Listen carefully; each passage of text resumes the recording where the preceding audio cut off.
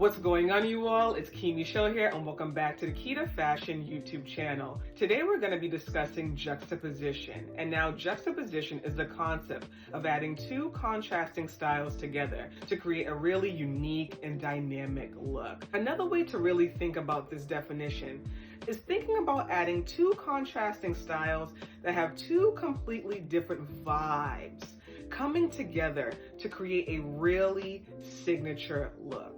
Now, the cool thing about juxtapositional outfits is their ability to really enhance one's creativity while simultaneously building upon one's style confidence. And this is huge when it comes to anyone's style journey. You really want to be confident when it comes to experimenting with different looks, but really creating different looks. You really want to be able to trust your own creative eye and your own creative judgment. And while you're doing that, your style confidence will only continue to bloom. And this is essential when it comes to your style journey. You want to be very confident and very comfortable when it comes to creating new looks. Now, some examples of juxtapositional outfits are putting a masculine style together with a more feminine style. So this could be a masculine jacket with a more feminine dress.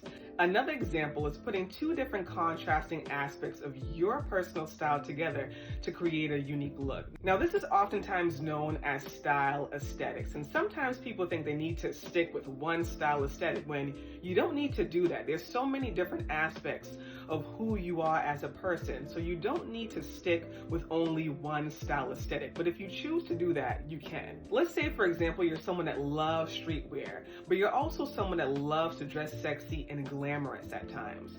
How can you put these two contrasting aspects of your very own personal style together to create a really unique juxtapositional outfit? How can you do that?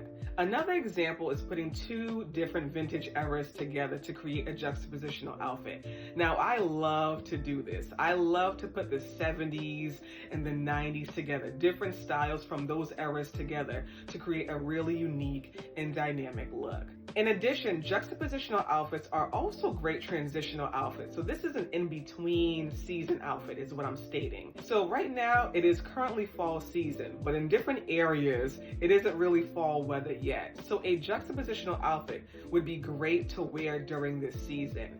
And now you don't only have to wear a juxtapositional outfit in between seasons. You can wear juxtapositional outfits all year around, so you don't have to limit yourself to only wearing them in between seasons. Now, I'm currently wearing a juxtapositional outfit on right now. I have this statement top with these swishy joggers on. So this is a juxtaposition of adding a statement top with a more sporty or swaggy bottom. Now, you wouldn't really think to put this statement top with some swishy joggers. You may think some really nice jeans, you may think some really nice pants or a skirt, but you wouldn't necessarily think to pair it with some swishy joggers. And so the joggers create that juxtaposition with the top.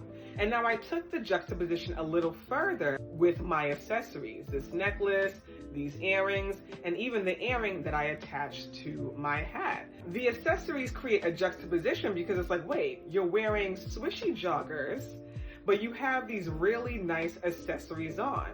And that is the contrast here.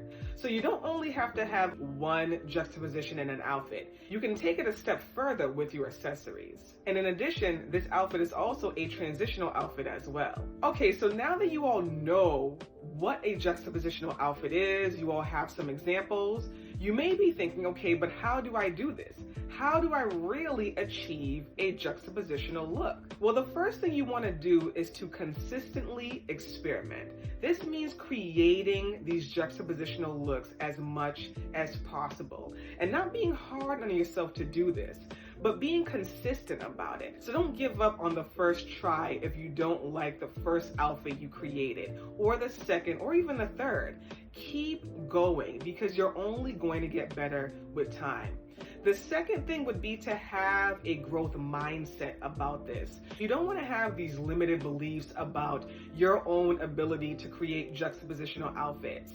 You don't want to think, oh, I can't do this. Oh, it's impossible for me to do this. You don't want your limiting beliefs to be the cause of why you can't achieve these juxtapositional outfits. You want to really let go of those limiting beliefs and instead have a growth mindset. Always believe that you can get get better when it comes to fashion and your own personal style. So walk into this with a growth mindset. Walk into this like, you know what?